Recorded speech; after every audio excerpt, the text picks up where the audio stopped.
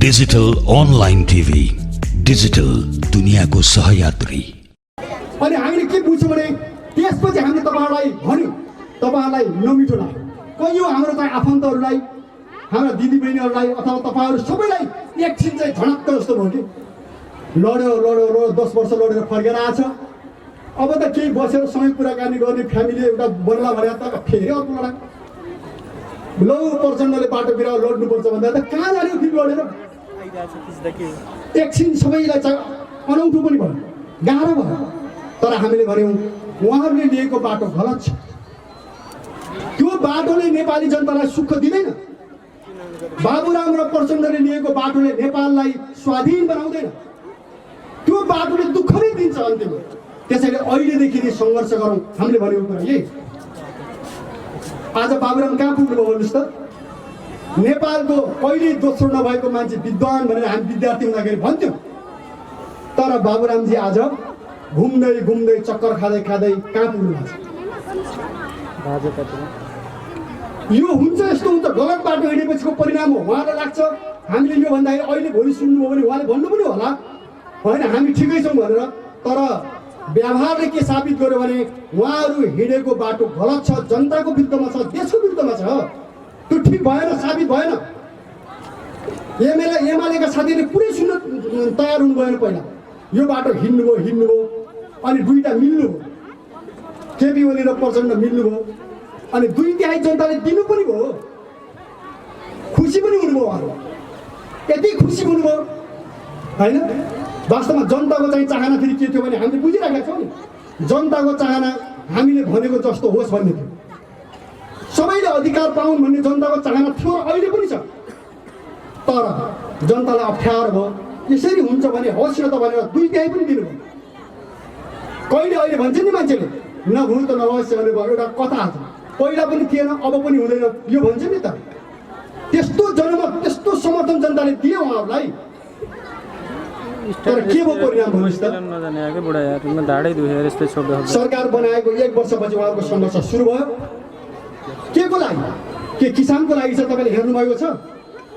किसानको लागि यो हुनुपर्छ एउटाले भन्ने, हुनु हुँदैन भनेको भए मानिन्थ्यो। यो लडाइँ उहाँहरूको जनताको लडाइँ हो, हामीले मान्थ्यौँ। मजदुरको लागि यो हुनुपर्छ, युवाको लागि यो हुनुपर्छ होइन, सुकुम्बासीको लागि यो हुनुपर्छ, या नेपाली स्वाधीनताको लागि यो हुनुपर्छ एउटाले भन्ने, अर्कोले हुनु हुँदैन भनेर लडेको भए हामी मान्थ्यौँ यो लडाइँ नेपाली जनताको हो भनेर। तर लडाइँ के हो? मेरो मान्छे किन राखिनुहोस्, एकले किन खाइस् होइन। त्यसपछि गएर तपाईँको चाहिँ होइन भाग किन नदिने, भाग किन दिने? आखिर लडाइँ यसमा केन्द्रित भएन। हुँदा हुँदा कहाँसम्म पुग्यो? दिदीबहिनीहरू भन्नुहुन्छ भने यति तल झऱ्यो, एक अर्कालाई पुरै भुडा भुडीको चिनेको पालाकोदेखि लिएर भन्न थाल्नुभयो कि उहाँहरू। यो त विजेत भयो नि त। मिल्दाखेरि त्यत्रो समर्थन गर्ने एक आपसलाई आज कहाँ पुग्यो? एक अर्कालाई सुन्दाखेरि अस्ति एकजना काङ्ग्रेसको मित्रले भन्नुभयो, ओहो कम्युनिस्ट बाहिर त्यत्रो कुरा गर्ने भित्र त खतम परेछ मेरो एकजनाले। साँचो कुरा हो नि त यो। उहाँहरूको लडाइँको तरिका हेर्दा कस्तो फिल हुन्छ भने जनताको कुरा, देशको कुरा छैन। एक अर्कालाई पुरा गाली गरेको छ, उचित्तो काटेको छ। एउटाले भन्छ यो त भौवा हो, उखु फार्मा भारत गएको थियो मैले फर्काएर ल्याउँ, एउटा नेतालाई कि। अर्कोले के भन्छ, यसलाई त मैले कोठामा प्रशिक्षण दिएँ पहिला, यसले केही जान्दैन थियो, यसलाई मैले सिकाऊँ अनि जान्ने पर्यो। यस्तो हो तरिका। जनताको मत पाएर अपमान गर्ने जनतालाई, अनि त्यहाँ पुगेर त्यत्रो गर्ने भएपछि अनि योले के देखाउँछ भन्दा यो बाटो गलत छ नि त। यो बाटो गलत छ। तपाईँहरू आफ्नो निम्ति, आफ्नो गुट र आफ्नो व्यक्तिको निम्ति भने जसरी हिँडिराख्नु भएको छ, त्यसले के देखायो भने यसले जनतालाई सुख दिँदैन, यसले देशलाई प्रगति दिँदैन। यही साबित भयो नि त। यही कुरा हामीले भन्यौँ, आज साबित भयो। हामीले यही कुरा भन्दाखेरि पहिला पार्टी फुटाएको आरोप लगाइयो, अनि त्यसपछि गएर देशमा अस्थिरता ल्याएको आरोप लगाइयो, हामीलाई शान्ति विरोधी भनियो। हुँदा हुँदा हामीलाई प्रतिबन्ध लाग्यो। तपाईँलाई थाहा छ नि हामीले के गरेका थियौँ ल भन्नु त? हामीले त यो एउटै कम्पनीले 1 खरब पैसा ह्यान्डसेलले कर तिरेन। हामीले भन्यौँ कर तिर्नुहोस्। त्यो विदेशी कम्पनी हो, त्यसले कर तिर्नु पर्यो नि त। मुनाफा कति गरेको छ भन्दाखेरि खरबौँ गरेको छ। अनि नेपाललाई तिर्नुपर्ने करोडतिर हिँडेको छ अनि सरकारको मान्छेहरू उसै पक्षमा लागेर हिँडेको छ, हामीले कारबाही गर्यौँ। त्यो हाम्रो गल्ती हो त। अनि भ्रष्टाचार गरेर तपाईँको अहिले हेर्नुभयो भने गाउँ गाउँमा चरम भ्रष्टाचार छ क्या। भ्रष्टाचार गर्नु हुँदैन, भ्रष्टाचारीहरूलाई हामीले कारबाही गर्यौँ, त्यो हाम्रो गल्ती हो त। बलात्कार गर्ने मान्छेहरूलाई हामीले कारबाही गर्यौँ, त्यो हाम्रो गल्ती हो त। अनि हाम्रो दिदीबहिनीहरूलाई विदेशमा बेच्ने त्यसलाई मानव तस्कर भन्छ, मानव तस्करहरूलाई कारबाही गर्यौँ, हाम्रो त्यो गल्ती हो त। अनि हाम्रो शहीद परिवारहरूलाई राष्ट्रिय शहीद घोषणा गर्नुहोस् भन्यौँ हामीले, त्यो हाम्रो गल्ती हो त। किसानहरूलाई होइन सस्तोमा या निःशुल्क ऋण दिनुपर्छ हामीले भन्यौँ, त्यो हाम्रो गल्ती हो।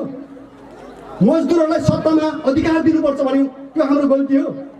पढे लेखेका युवाहरू बुद्धिजीवीहरूलाई अवसर दिनुपर्छ, देशभित्रै अवसर दिनुपर्छ भनेर हामीले भन्यौँ, त्यो हाम्रो गल्ती हो। त्यो थिएन।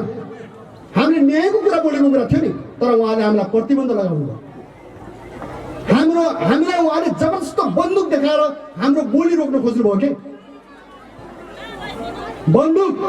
बन्दुकको बलमा उहाँले के गर्नुभयो भने जनतासँग जानै नदिने, जनतामा कुरा भन्नै नदिने, अनि भन्ने के शान्तिपूर्ण तरिकाले भन्नुपर्छ भने हामीले के लडाइँ लडेका छौँ त।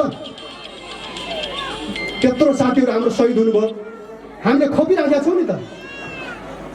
हामीले भन्यौँ हाम्रो कुरा तपाईँहरूले शान्तिपूर्ण तरिकाले भन्न दिनुहोस् न। हामी किसानको कुरा भन्छौँ, दिदीबहिनीको कुरा हामी भन्छौँ, युवा युवतीको कुरा हामी भन्छौँ, देशको कुरा भन्छौँ, त्यो भन्न दिनुहोस् न हामीलाई। भन्नु भने भन्ने मात्रै होइन। तपाईँ एउटा बलात्कारी मान्छे गाउँमा घुमिराखेको छ, बलात्कार नगर नछो भनेर मानेन भने के गर्नु? त्यति मात्रै भन्ने, रुख चढेर भनेर पनि मान्दैन होइन, भिकमा उभिएर भने पनि मान्दैन, सडकमा बसेर भन्दा पनि मान्दैन भने त्यसलाई समातेर घिसार्नु पर्दैन? अनि घिसार्दाखेरि त्यो तपाईँको शान्ति भङ्ग भएको हुन्छ।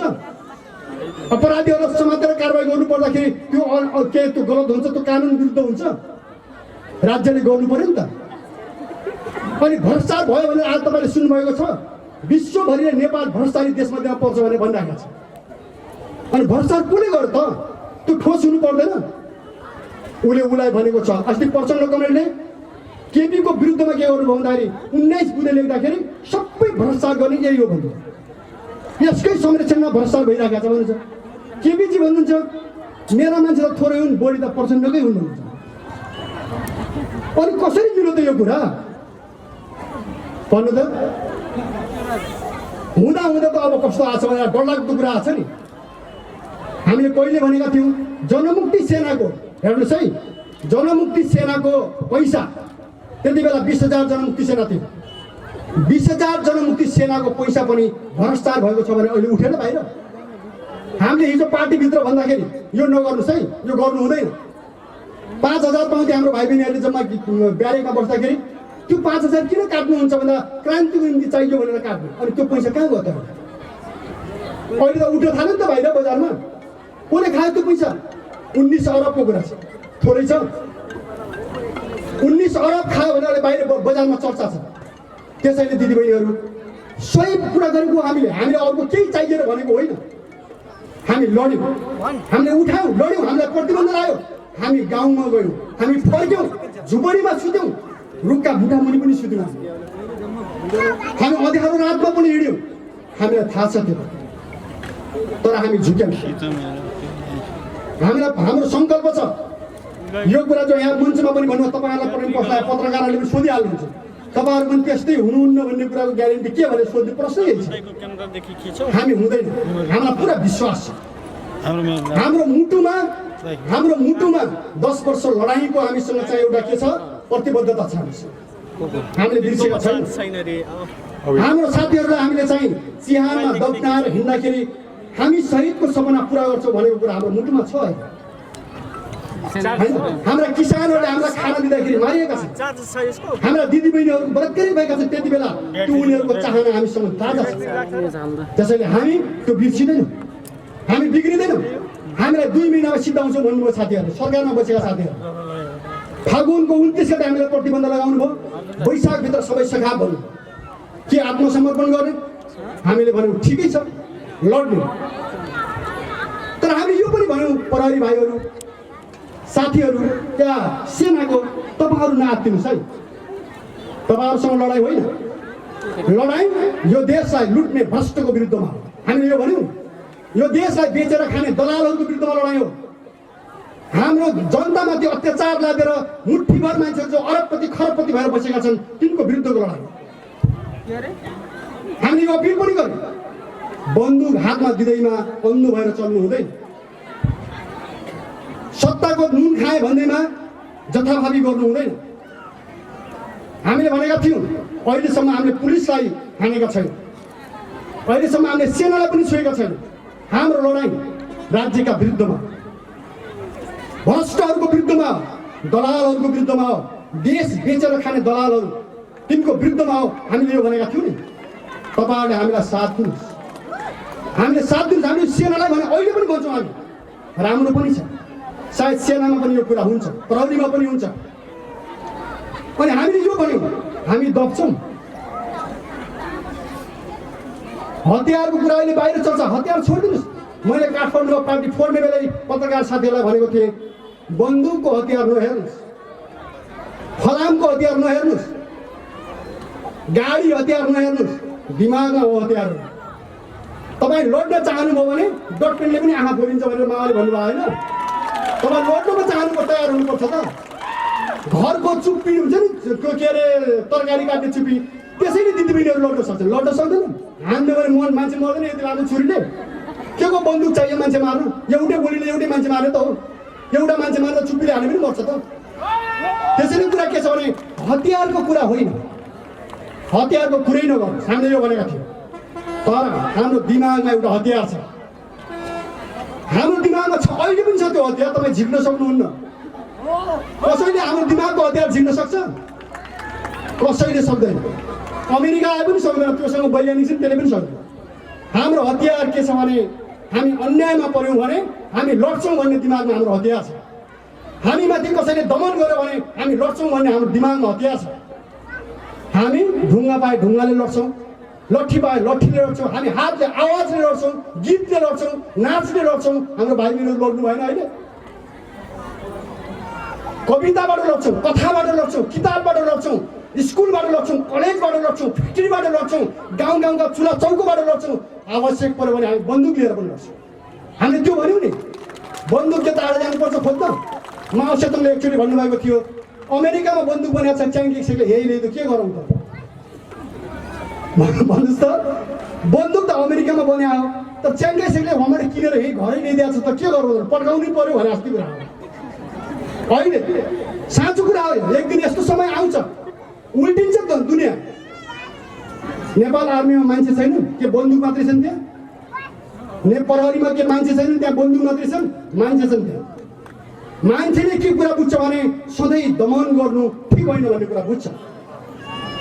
हामीले भनेका छौँ ठिक छ, हाम्रो अघि कञ्चन कमरेडले पनि भन्यो, हामीले न्यायपूर्ण कुरा गर्दाखेरि तपाईँको बन्दुकले मार्न उचित ठान्छ भने ठिक छ, तर तपाईँले पश्चाताप गर्नुपर्छ।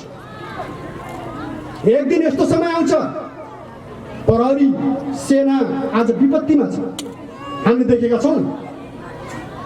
अस्ति पूर्णचन्द्र थापाले एउटा स्पिच गर्नुभयो चिफ साहबले।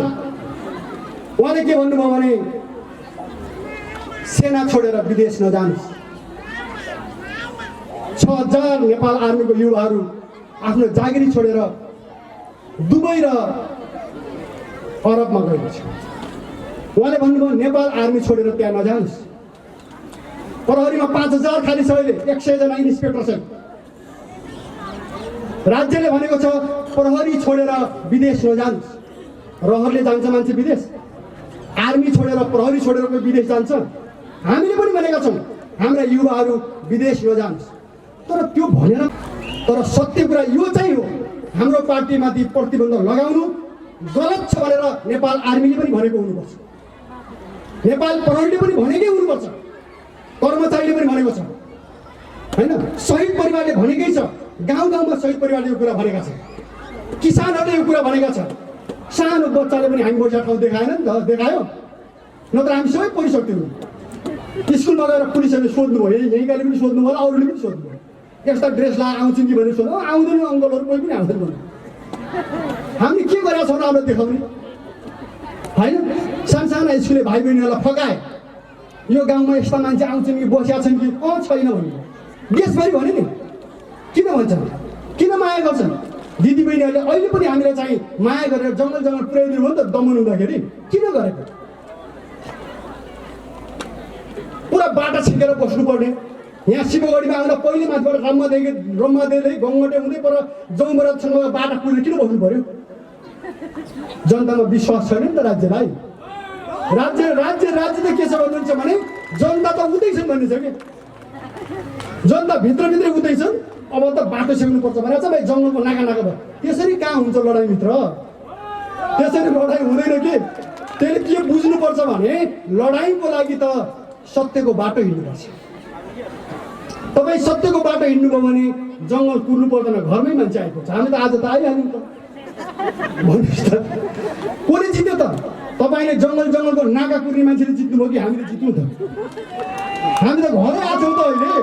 भन्नुहोस् त, हाम्रो दिदीबहिनीहरूलाई हैरान पारेको छ, गाली गरेको छ, भनेको छ।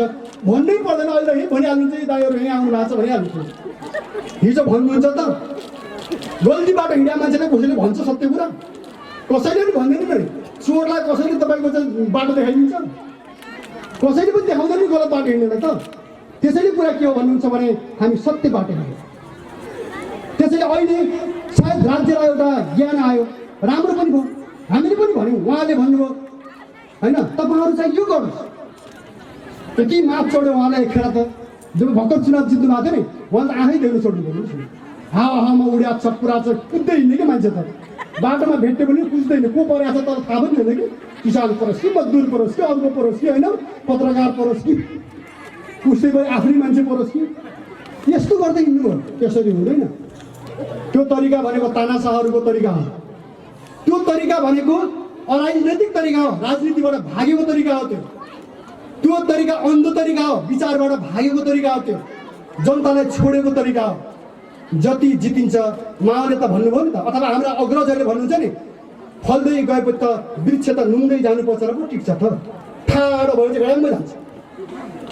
एउटा वृक्ष एउटा रुख लटरम्म फल्यो भने त्यो झुक्दै जानुपर्छ, अनि त्यो हावामा पनि टिक्छ। म फल्याएको छु भनेर अग्लो अग्लो हुनु खोज्यो भने एक धक्काले फालिदिन्छ। त्यस्तो हुन्छ नि त भन्नुहोस् न। यहाँ त्यस्तै भयो नि त। दुई तिहाई त राज्य बनाउनको लागि दिया हो त, हामीलाई खिच्नको लागि दिया हो त, हामीलाई हेप्नको लागि। हामीलाई जङ्गलमा नागा बाटो हिँड्नु नदिनेहरू कहाँ त्यो बाटोमा हिँड्छौँ त हामी? पुलिसबाट बसिया बाटोमा हामी हिँड्छौँ त? हामीलाई पहिल्यै थाहा हुन्थ्यो नि तपाईँ त्यहाँ बस्नु भएको छ, हामी किन हिँड्छौँ त्यो बाटो भन्नुहोस् त? अर्को बाटो हिँड्छौँ नि हामी त भन्नुहोस् न। अब त्यो बाटो जानु पर्यो भने धान्ने नसक्ने जान्छौँ फेरि हामी त।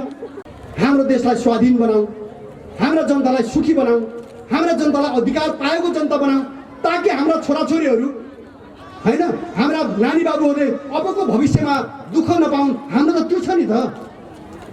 घर छोडेर विदेशमा गएर लास आउने स्थिति नबनोस्। मैले यही पनि सुने, यही आफन्तको हाम्रा नातागोताको पनि दुबईबाट मलेसियाबाट लास आइरहेको छ। गाउँ गाउँमा लास आइरहेको छ। भर्खरको युवा युवती विदेश पठाएको छ, मरेर फर्किएको छ। तपाईँ हामीले त्यो सुनेर दुःख लाग्छ नि त। यहाँ हामीसँगै बसेको भए केही हुँदैन थियो कि। तर कहिले तपाईँ दिदीबहिनीलाई के लाग्छ भने दाइहरूसँग पठाए त भोलि मरिहाल्छ भने जस्तो लाग्छ। कहिले काहीँ लाग्दैन। हामीसँग पठाउनु सबैलाई। हामी यसरी बाँचेका छौँ नि, सबै हामीसँग पठाउनु भने सबै बाँची झन् बलियो भइन्छ। त्यो भ्रम हो। हाम्रा दिदीबहिनीहरू आमाहरूलाई नि यो पार्टीमा लागेपछि भोलि नै खत्तम भइहाल्छ, हुँदैन त्यो। मैले भनेको छु डक्टर पढेको मान्छे पनि यो पार्टीमा लाग्नुपर्छ, इन्जिनियर पढेको पनि यहाँ लाग्नुपर्छ, वैज्ञानिक पनि यहाँ लाग्नुपर्छ होइन। हाम्रा युवा युवतीहरू सबै यहाँ लाग्नुपर्छ, छोरी नातिनीहरू सबै यहाँ लाग्नुपर्छ। यहाँ यो बाटो लाग्ने भनेको त स्वच्छ राम्रो सुन्दर बाटो हो होइन। तपाईँ हामी हेर्छौँ नि अहिले हाम्रो पार्टीले भनेको छ तास नखेल्नुहोस्। गाउँमा युवाहरू अहिले कस्तो ड्रगिस्टको एउटा समस्या आएको छ भन्नुहुन्छ भने हामीले एउटा नारा नै लेखेका छौँ भित्ता भित्तामा। हामीले अभियानै चलाउने, लागु पदार्थ बेच्ने, खानेलाई होइन अहिले बेच्नेलाई कारवाही गर्नुपर्ने छ कि। जसले लागु पदार्थ भारतबाट लिएर यहाँ घर घरमा पुर्याउँछ नि, त्यसलाई भेटेपछि हामीले जिउँदै त्यसलाई त आकाशतिर पुर्याइदिने विचार गरेको छ। त्यो लागु पदार्थ बेच्नेलाई कि त्यसलाई छुट दिनु हुँदैन।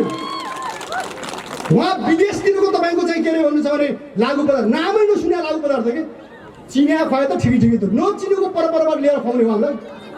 हाम्रा छोरा युवा पढिराखेका भर्खर 9 क्लास 10 क्लास बिचरा मुखमा च्याप्या छ, दिनभरि झुम्मेर चाहिँ लट्ठेर बसेको छ मान्छे, न घर आउँछ न बन जान्छ, पुरा तपाईँको बिहा गरेर बसिरहेको छ कि यस्तो बनाउने हो हाम्रो युवाहरूलाई। कसले ल्याउँछ त्यो? के त्यो हाम्रा दिदीबहिनी ल्याउँछन्? के हाम्रा आमाहरूले लिएर आछन् त्यो लागु पदार्थ? के हाम्रा किसान मजदुरले लिएर आछन्? सबै ल्याउने त दलाल व्यापारीहरू हो नि त। पैसाको लागि हाम्रा युवाहरूलाई त्यसमा हामीले के भनेको छौँ भने अलिअलि हात यो राज्यका मान्छेको पनि छ कि युवा भएर लागु पदार्थ खुवाएर झुम्म पारेर पल्टाइदिएर सरकार त चल्यो नि त। लड्ने मान्छे उतापट्टि लागु पदार्थ छाएर 24 घन्टा लट्ठेपछि को लड्छ? आनन्द मान्ने जस्तो कि बुद्धि नभएपछि त्यस्तो बाटो आउँछ हेर्नुहोस्, पक्रे जस्तो गर्ने छोड्ने यस्तो हुन्छ। हामीले भनेका छौँ हाम्रो हाम्रो हाम्रो युवा सङ्गठनमा लागेकोलाई जाँड खायो भने निष्कास, नो चान्स। हामीले यो गरेका छौँ। जाँड खाएर गडबडी खानै हुन्न यस्तो होइन, तर खायो भने त्यसलाई निष्कासन हुन्छ। किन हामीले देख्यौँ नि त जाँडले राम्रो गरेन के। हामी बसिराखेको गाउँमा पनि के छ भन्नुहुन्छ भने कैयौँ बेला जनताले छोड्दैछ। अब अन्नभरि कुहाएर रक्सी बनाएपछि भोइ बन्दैन मान्छे। आगमुनि मकै फलाएको छ, आफै मुनि घैँचामा हालेको छ, त्यो के काम भयो त? न पेट भर्छ न के हुन्छ। अनि परिवार दुब्लाएर यस्तो टट्टु भइसक्यो, आफू चाहिँ झुम्मिया छ। त्यो गर्नु हुँदैन। दिदीबहिनीहरू घैँटा फोर्नुहोस्। मेरो त के छ भने एकचोटि घैँटा फोर्नु न त तपाईँहरू अन्याय हुनेवाला छ। घर घर कुट्नु पुरा खानुहुन्छ तपाईँहरू, फोरेर फालिदिनुहोस्। त पुरै जाँड रक्सी हुन्छ नि, त्यसलाई गर्नु हुँदैन त्यो। म यहाँ युवा विद्यार्थीहरू आउनु भएको छ, अलिअलि खानुभयो होला, खाए पनि अब बिस्तारै छोड्नुहोस्, एकैचोटि सकेन। त्यो ठिक होइन कि त्यो। तपाईँ हामीलाई सिद्धाउने खेल्छ त्यहाँ। 24 घन्टा रक्सी खाएपछि के हुन्छ मान्छे? पैसाको पैसा गयो, ज्यानको ज्यान गयो, परिवार बिग्रियो, समाज बिग्रियो, खत्तम हुँदैन? त्यो गर्नु हुँदैन। लागु पदार्थ खानु हुँदैन। त्यसैले के छ दिदीबहिनीहरू भने यो लडाइँ हो नि त हाम्रो त। राज्यलाई सायद यो ज्ञान भयो। अहिले छलफल चलेको छ, उहाँले खुदवाला वार्ता गरौँ, हामी गयौँ, छलफल चल्यो होइन। 3 पटक 4 पटक छलफल चलेको थियो। पहिला त उहाँले गर्ने कुरै थिएन हामीलाई त। हेर्नुहोस् हामीलाई त पिउसा जस्तो मान्नुहुन्थ्यो कि तर झिँगा भात पाउँछौँ नि हामी, त्यस्तो मान्नुहुन्थ्यो उहाँहरू त। के आउँछ यो भनेको थियो? त्यो थियो कुरा। बिस्तारै त्यो जनता राज्य अगाडि बढेपछि कहाँ पुग्यो? अहिले प्रतिबन्ध गलत थियो। तर हामीले यो पनि भन्यौँ तपाईँहरू प्रतिबन्ध हटाउनुहोस्। हामी बन्दुक बोक्ने भने हिँड्या होइन नि, बन्दुकै चाहिन्छ यो भने होइन। हामीले भनेको एउटा मात्रै हो, तपाईँले बन्दुकद्वारा न्याय थिच्छु भन्नुभयो भने, तपाईँले बन्दुकद्वारा होइन सत्य कुरालाई दबाइदिन्छु भन्नुभयो भने, तपाईँले बन्दुकद्वारा जनतालाई छेप्छु भन्नुभयो भने, तपाईँले बन्दुकद्वारा असल बाटो रोक्छु भन्नुभयो भने हामी आवाजले तोड्छौँ। तोड्न मान्नु भएन भने बन्दुकद्वारा तोडिदिन्छौँ। हामीले भनेकै त हो। आज पनि भन्छु म यो कुरा, यदि जनताको कुरालाई बन्दुकद्वारा दबाउन खोज्यो भने फेरि लड्छौँ नि हामी। कहाँ छोड्छौँ त्यो कुरा त हामीले भन्यौँ नि। मैले यो कुरा त अस्तिको हाम्रो 3 मुद्दे सहमतिमा पनि भनेको छु नि। अन्याय देखेर पनि नबोल्ने मान्छे त दासले मात्रै बोल्दैन। अन्याय देखेपछि अन्याय भयो भनेर कराउनुपर्छ। किन नकराउने भन्नु त? हामीले अन्याय भयो भनेर कराउनु पर्यो नि त। हामी त्यस्तो मान्छे होइनौँ। हामी मारिनुपर्ने मान्छे होइनौँ। हामी प्रतिबन्धमा पर्नुपर्ने मान्छे होइनौँ। हाम्रा भाइहरूलाई गोप्य ढङ्गले गोली हान्नुपर्ने मान्छे होइन। ती जनताका मान्छे हुनु त। हामीले यो कुरा भन्यौँ। तिमीले राम्रो बाटो देखाउनु पाइँदैन। त्यसकारण कुरा के छ दिदीबहिनीहरू भने हामीले यो कुरा भन्यौँ। तर हामीले यो पनि भन्यौँ हामीले बन्दुक बोक्दैन। तपाईँहरू हाम्रो कुरा सुन्नुहोस् न। हामी भन्छौँ हामीले चाहेको देश कस्तो, हामीले चाहेको किसान कस्तो, हामीले चाहेको मजदुर दिदीबहिनीहरू कस्तो, हामी भन्छौँ नि त्यो कुरा। हामीले चाहेको युवाहरू कस्तो, प्रहरी सेना कस्तो, हामी भन्छौँ नि त्यो कुरा। त्यसैले यो कुरा भने कुरा मिल्यो, 3 मुद्दे सहमति भयो, राम्रो भयो। त्यो मानेपछि हामीलाई के लाग्यो? यो ठिक छ भन्यो नि।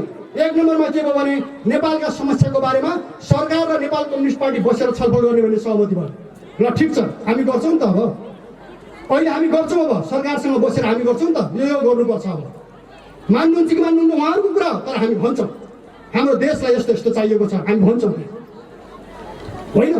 आर्थिकमा यो गर्नुपर्छ। हाम्रो युवा 20,000 रुपियाँ जागिर खानको लागि खाडीको 54 डिग्री सेल्सियसको चाहिँ के अरे गर्मीमा गएर मुटु फुटाउनु पर्दैन। यही हुन्छ 20,000 होइन। हाम्रा युवाहरूलाई मैले भनेको छु तपाईँ नआत्तिनुहोस्, यहाँ सुन फलाइन्छ। सरकारमा बसेर होइन, गाउँमै बसेर, पार्टीमा बसेर हामी ग्यारेन्टी गर्छौँ। कोही पनि युवा हामीसँग हिँड्यो भने त्यो बेरोजगार हुँदैन, त्यो भोकै मर्दैन। नारा त केपीजीले पनि दिनुभएको छ, यो देशमा कोही भोको छैन, कोही नाङ्गो छैन। त्यो कुरा त मान्छे हाँस्छन्। तर हामीले चाहिँ भनेका छौँ हाम्रो पार्टीमा लाग्ने युवा युवतीहरू कोही पनि बेरोजगार हुनु पर्दैन, तर सुतेर खान पाइँदैन। हामीले यो भनेका छौँ, भन्नुहोस् न, घर खाटमा पैठेर फुट्टो हल्लाएर खान पाइँदैन। हामीसँग जोडतोडले हिँड्नुपर्छ। हामी बदल्छौँ नेपाल, हामी बदल्छौँ गाउँ समाज, हामी गर्छौँ उत्पादन। हामीलाई त्यो विश्वास छ। हाम्रो एउटा जिल्लाले 110 क्विन्टल चामल फलायो। सामान्य कुरा हो त्यो। अलिअलि त हाम्रो पुलिस भाइहरूले पनि खानु भएको छ हाम्रो सामु। ठिकै छ, हामी खुसी छौँ कि त्यही खानु होला, माथि नदिनु होला। जुन चौकीमा लगाएको त्यही खाए, केही भएन भन्ने छ। 65 बोरा पर हाम्रो कपिलवस्तुमा हाम्रो युवाहरूले फलाएको चामल माथिमा ले भन्यो होला, उहाँहरू गाडी लिएर हालेर लानु भएको छ। खानुभयो कि के गर्नुभयो, ठिकै छ। भन्नुहोस् त, हामीले फलाएको चामल हो त्यो, खानुहोस्। त्यसरी खानुपर्छ। हामीले के भनेर खानुपर्छ? त्यहाँ विप्लवको नेतृत्वको नेपाल कम्युनिस्ट पार्टीले फलाएको भात खाएर हामी लड्दैछौँ भन्नुपर्छ। यस्तो पो हो त कुरा, होइन? त्यो हो नि त, हामी आफै फलाएर खाँदैछौँ नि त। हामीले कसैलाई दुःख दिएका छौँ? हाम्रो गाउँको जनताले भन्नुभयो पार्टी त यस्तो हुनुपर्छ। जनतालाई पनि हामीले फलाएका छौँ। तपाईँले जहाँ जहाँ हेर्नु होला, जनताको घरबाट खाने होइन, जनतालाई हामीले सहयोग गरेका छौँ। यो हुन्छ। त्यसैले के छ आदरणीय दाजुभाइ दिदीबहिनीहरू, भने सत्यको कुरा यही हो। यो हामी छलफल गर्छौँ नि, त्यहाँ मजाले छलफल गर्छौँ, होइन? छलफल हामी त्यहाँ गर्छौँ।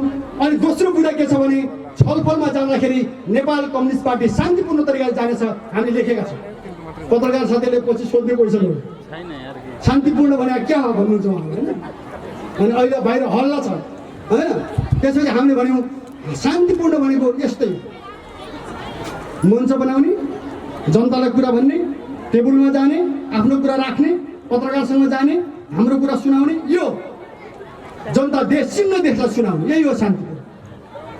सरकारमा जाने, आफ्नो कुरा भन्ने, सरकारको मान्छेसँग सरकारमा जाने भने मन्त्रीमा जाने भने होइन, सरकारसँग भेटेर यो कुरा भन्ने, यही छ हाम्रो कुरा। हामी यो भन्छौँ। त्यो भन्नको लागि हामी किन बन्दुक बोक्नु पर्यो? सोझो कुरा चाहिँ हामी भन्छौँ। हामी हतियार नबोकेर भन्छौँ नि यो कुरा त। हामी तयार छौँ। तेस्रो कुरा हामीले के भन्छ, त्यहाँ सहमति भएको छ। नेपाल सरकारले मुद्दा खारेज गर्छ, प्रतिबन्ध हटाउँछ, त्यसपछि गएर बन्दीहरूलाई छोड्छ। यो राम्रो कुरा हो। हामी शान्तिपूर्णता तपाईँले यो गर्नु, अनि छलफल गरौँ न त। तर हाम्रो साथी आजसम्म पनि जेलमा हुनुहुन्छ। यो कुरा चाहिँ ढिला गर्नु हुँदैन। हामीले यो भनेका छौँ, यो लागू गरौँ, अनि हामी छलफल गरौँ। देशको निकासको बारेमा हामी छलफल गर्न तयार छौँ। हामीले यही भनेको छौँ। अब यो भन्यो भने 3 मुद्दा त भयो नि त, यति भयो पुगेन अहिले। अनि अर्को के चाहियो त फेरि हो भन्नु त? अब तपाईँले पत्रिका हेर्नुभयो भने मिल्या छैन भन्दै रहेछ मान्छेहरू। 4 बुँदा हुनुपर्छ भन्छ एउटा, 5 बुँदा हुनुपर्छ। ती भन्ने मान्छेले के चाहेका छन् भने फेरि लडाइँ होस् भन्ने चाहेका छन्। एउटा के कुरा छ, ल यो पार्टीसँग त हतियार थियो, हतियार कहाँ गयो त? यस्तो उस्तो होइन, अरू थुप्रै कुरा छ। हामीले भन्यौँ हामीले न्यायको लागि सङ्घर्ष गऱ्यौँ। हतियार त हामीले कोही पनि चलाएका छैनौँ नि त। गोली त हामीले कोही पनि चलाएका छैनौँ नि त। त्यो तर्क कसरी मिल्छ? मिल्दैन। त्यो तरिका गरेर उचाल्ने, सरकारलाई पनि उचाल्ने, हामीलाई फेरि के भन्ने, ल के गर्छौँ भनेर गएको थिएँ, फर्केर त उही प्रचण्ड उस्तै भइहाल्यो भन्ने। त्यसै कि यही हो, हामी प्रचण्ड भाव हुन्छ। यो शान्तिपूर्ण तरिकाले हामी कुरा राख्छौँ। सुन्नुहोस्, हामीले यो मात्रै भनेको छ के हामीले यो भनेको छौँ हामी लड्दैनौँ? कहाँ भन्यौँ हामीले त्यो कुरा? हामीले त के भन्यौँ भने जनताको कुरा लिएर हामी जोडतोड तरिकाले लड्छौँ, जोडले लड्छौँ। हामी अब जनतालाई हजारौँ लाखौँ जनतालाई लिएर हामी लड्छौँ। जनताको बिचमा जान्छौँ, हामी हजारौँ सभा गर्छौँ। हामी काठमाडौँमा जम्मा भएर भन्छौँ र हामीले यो भन्ने भनेका छौँ कि अब राजनीतिक ढङ्गले नयाँ तरिकाले सोच्नुपर्छ। अहिले तपाईँले चलाइराखेको व्यवस्था यो संसदीय व्यवस्था हो। संसदीय व्यवस्था नेपालमा 40 वर्ष चल्यो। 40 वर्ष चल्दाखेरि कहिले पनि एकपटक सफल भएन नि त। अनि साथीहरू भन्नुहुन्छ मान्छे चाहिँ खराब हुन्, व्यक्ति चाहिँ खराब हुन्, के अरे व्यक्ति चाहिँ खराब हुन्, व्यवस्था चाहिँ यही ठिक हो। त्यो होइन, त्यो गलत हो। यो व्यवस्था नै कस्तो हो भने श्रमिक वर्गको विरोधी व्यवस्था हो, पुँजीवादी व्यवस्था भनेको। यसले न्याय दिँदैन, यसले सम्मान गर्दैन, योमा बोल्न जति पनि पाइन्छ गर्न केही पनि पर्दैन, यो व्यवस्था हो। बोल्ने जनताको गर्ने आफ्नो व्यवस्था हो, बोल्ने राम्रो होइन व्यवहार चाहिँ नराम्रो, यो व्यवस्था हो। यो यस्तो संसदीय व्यवस्था यो पुँजीवादी व्यवस्था, यो नामै त पुँजीवादी, पैसा भएपछि सबै चिज हुन्छ भन्ने व्यवस्था हो। भोट पनि पैसाले किन्नुपर्छ होइन, उम्मेदवारले पनि पैसाले लड्नुपर्छ। त्यो त हामीले भने होइन, त्यो त कङ्ग्रेसकै साथीहरूले भनिराखेको कुरा हो। फेरि गगन थापाले नै के भन्नु भने अर्को पटक त म चुनाव लड्दिनु होला, किन भन्दाखेरि 2-3-4 करोड खर्च गरेर कहाँ सक्छु म चुनाव लड्न, काङ्ग्रेसले भने होइन यो कुरा। अनि समानुपातिक भनेर हामीले चुनाव जितायौँ, चुनावमा त को गयो भन्दाखेरि 3 करोड 4 करोड जसले पार्टीलाई बुझायो उही गयो त्यहाँ त फेरि निर्वाचित भएर। अनि जनताको मतको के मतलब हो त त्यो? 4 अरब 4 करोड 5 करोड जसले बुझायो उही गयो नि त। त्यसैले म यहाँ भन्नु खोजेको के भने यो पुँजीवादी व्यवस्था, यो फेल व्यवस्था हो। त्यसैले हेर्नुहोस्, मेसिन गलत भएपछि इट्टा त जहिले पनि गलतै निस्किन्छ त। उहाँहरू के भन्नुहुन्छ, इट्टा चाहिँ खराब निस्क्यो, मेसिन चाहिँ ठिक हो भन्नुहुन्छ। हामीले भने के भने यो इट्टा निकाल्ने मेसिनै गलत छ। यो पुँजीवादी व्यवस्था नै त्यस्तै मान्छे बनाउने व्यवस्था हो कि हुँदा हुँदा जनयुद्धमा लडेका मान्छेलाई पठाउँदा पनि उसले बनायो, अरूलाई त बनायो होइन। प्रचण्ड बाबुरामलाई पनि आफू जस्तै बनाएर पठाइदियो कि अहिले त फोन गर्दै हिँड्नु भएको छ उहाँ त। जनयुद्ध त अब गल्ती हो भन्नेमा पुग्नु भएको छ कि उहाँ त। कहिले भन्नुहुन्छ भन्ने यहाँसम्म ल्याउँदै रोक्दै गर्नु भएको छ, प्रचण्डले यतिसम्म ल्याउँदै फर्काउँदै गर्नु भएको छ। त्यस्तो हो त। न्यायको लागि लडिएको सङ्घर्षलाई आफ्नो स्वार्थ भएपछि पुरा भएपछि गल्ती भयो भन्नु मिल्छ? त्यो मिल्दैन। त्यसकारण आदरणीय जनसमुदायहरू कुरा के छ भन्नुहुन्छ भने होइन, हामीले भनेका छौँ यो व्यवस्थालाई फेर्ने अधिकार जनतालाई दिनुपर्छ। एकचोटि अहिलेसम्म हामीले दलको निर्वाचन गऱ्यौँ, अहिलेसम्म हामीले व्यक्तिलाई पनि चुन्यौँ, राम्रो व्यक्ति पनि छन् त्यहाँ, काङ्ग्रेस पार्टीभित्र राम्रो मान्छे पनि होलान् होइन, एमाले भित्र अथवा माओवादी भित्र अहिले भिजुअल 2टा बनाइदिइहाल्यो। फेरि यो नेपाल कस्तो छ भन्नुहुन्छ बुझि नसक्नु। भूपी शेरचनको चाहिँ कविता जस्तो छ यो होइन, यो बुझि नसक्नुको खाल्डो भनेर काठमाडौँ ल्याएको छ नि भूपी, त्यस्तै छ यो खाल्डो यो देश। अस्ति पुनस्थापना हुन्न भनेर केपीजी भाषण गर्दै पुनस्थापना गरेर उहाँलाई हैरान पार्यो। हिजो सर्वोच्चले फेरि उल्टो गरेर नेपाल कम्युनिस्ट पार्टी नै सक्दैछ कि पार्टी नै छैन। अस्तिसम्म कराउने नेपाल कम्युनिस्ट पार्टी भन्दै हिँड्नु पर्छन् र केपीजी हिजोबाट पार्टी नै रातारात गायब भयो। एउटा ब्राजिलमा तपाईँको त नदी छ अरे, ठुलो नदी हाम्रो कर्णाली जत्रो, बग्दा बग्दै बालुवामै हराउँछ अरे, समुद्र पुग्दैन भने जस्तै यो नेपाल कम्युनिस्ट पार्टी प्रचण्डजी केपीले चलाएको नि बग्दै 3 वर्ष आएपछि नदी नै हरा जस्तो पार्टी नै हरायो कि एक रातमै छैन। आज त फेरि एमाले छुट्टै बसिरहेको छ, माओवादी छुट्टै बसिरहेको छ भन्छ फेरि। यस्तो छ हालत देशको। त्यसैले हामीले के भन्यौँ भने यो सिस्टम एकचोटि नेपाली जनतालाई पुँजीवादी व्यवस्था ठिक कि अहिले चलिरहेको व्यवस्था ठिक कि योभन्दा राम्रो वैज्ञानिक समाजवादी व्यवस्था ठिक, योमा चुनाव गर्न दिनुपर्छ। जनमत सङ्ग्रह हामीले भनेका छौँ, जनमत सङ्ग्रह एकचोटि नेपाली जनतालाई दिनुपर्छ। मान्छे चुन्ने होइन, दल चुन्ने होइन, एकचोटि व्यवस्था चुन्ने अधिकार जनतालाई दिनुपर्छ। दिनुहोस्, हामीले यो भनेका छौँ, तपाईँ दिनुहोस्, हामी जनतालाई भन्छौँ के भन्ने हो। एकचोटि ल जनमत सङ्ग्रह गर्नु पर्यो, सबै जनताले भोट हाल्ने, यो व्यवस्था ठिक कि अर्को व्यवस्था ठिक, ल चुनाव गरौँ न त। चुनाव गर्ने हो भने मान्छेको होइन, दलको होइन, एकचोटि नेपालमा जनतालाई यो अवसर दिउँ कि कुन व्यवस्था ठिक, अहिले चलिराखेको पुँजीवादी व्यवस्था संसदीय व्यवस्था ठिक कि योभन्दा राम्रो वैज्ञानिक समाजवादी व्यवस्था ठिक, त्यो अधिकार दिउँ न। हामीले यो भनेका छौँ, यो हामी भन्छौँ, यो भन्नु उहाँले दिनुपर्छ। हामीले यो भन्यौँ, उहाँले पनि ठिक छ भन्नुभएको छ, छलफल चल्दैछ, यो हाम्रो वार्ता हुन्छ, कुरा हुन्छ। हामीले भनेका छौँ यो भयो भने नेपाली जनताले अवश्य पनि आफ्नो भविष्यको एउटा चाहिँ इच्छा नयाँ निर्वाचनद्वारा पुरा गर्न सक्छ, शान्तिपूर्ण तरिकाले नेपाली समाजलाई नयाँ ठाउँमा पुर्याउन सकिन्छ। हामीलाई यो छ, यो विश्वास छ। अनि फेरि वैज्ञानिक समाजवाद भनेपछि के काङ्ग्रेस आत्तिनुपर्छ त? के तपाईँको वैज्ञानिक समाजवाद भनेपछि नेपालको सरकार आत्तिनुपर्छ? यो व्यवस्था भन्दा त्यो व्यवस्था भनेपछि के यहाँका कुनै मान्छेहरू, कुनै दल, कुनै पार्टी, कुनै मान्छेलाई एकदम अत्तालिनुपर्छ? पर्दैन। यो भनेको त के हो भन्नुहुन्छ भने योभन्दा राम्रो बनाउने उद्देश्य हो। हामीले बुझ्नु कुरा यो हो नि, सबैले के बुद्धिजीवीहरूले अथवा प्रशासनले, कर्मचारीले, नागरिकहरूले के बुझ्नु पर्यो भने यहाँ चुनाव हुन्छ भने अहिलेको भएकोलाई पनि ध्वंस गर्ने, अशान्ति मचाउने, सिटाउने भनेको होइन। योभन्दा राम्रो व्यवस्था बनाउनको निम्ति कस्तो कस्तो बनाउने छलफल गरौँ, तर यो व्यवस्था होइन, अर्को व्यवस्था, वैज्ञानिक समाजवाद, जनताको व्यवस्था, जनताले सत्ता सञ्चालन गर्ने व्यवस्था, नारीहरू पनि समान प्रतिनिधित्व गर्ने व्यवस्था। हामीले भनेका छौँ समाजवाद आयो भने महिलाहरूले 40%, 33% होइन 50% अधिकार सत्तामा पाउनुपर्छ। राजनीतिक सत्तामा उनीहरू समान ढङ्गले पुरुषले जति पाउँछ त्यति नै महिलाले पनि पाउनुपर्छ। हाम्रो यो छ दृष्टि। हामी नीति ल्याउँछौँ, कार्यक्रम ल्याउँछौँ, ल यो गर, यही बहस छ। त्यसैले योमा छलफल राज्यसँग हुन्छ। यो भयो भने नेपाल शान्तिपूर्ण तरिकाले नयाँ ठाउँमा पुग्छ, हाम्रो यो विश्वास। के जनताले तपाईँ हामीले यही व्यवस्था रोज्छौँ त? यसले त देशलाई त डुबायो नि त। पार्टीले भने पनि जेले भने पनि अन्त त के भयो त भन्दाखेरि व्यवस्थाले त जनताले दुःख पायो नि त, देशले दुःख पायो नि। त्यसैले हामीले के भनेको छौँ भने यो बहस एकचोटि गरौँ, बहस गरेर नयाँ ठाउँमा देशलाई लैजाउँ, त्यसको निम्ति हाम्रो पार्टी तयार छ। यही कुरा हामीले भनेका छौँ आदरणीय जनसमुदायहरू। तसर्थ यो जो सहमति भएको छ अहिले हाम्रो, यो कुनै ठुलो सम्झौता भयङ्कर ठुलो होइन। अहिले सरकार र हाम्रो पार्टीको बिचमा चाहिँ एउटा सहमति भएको छ। यो सहमति अग्रगामी सहमति हो।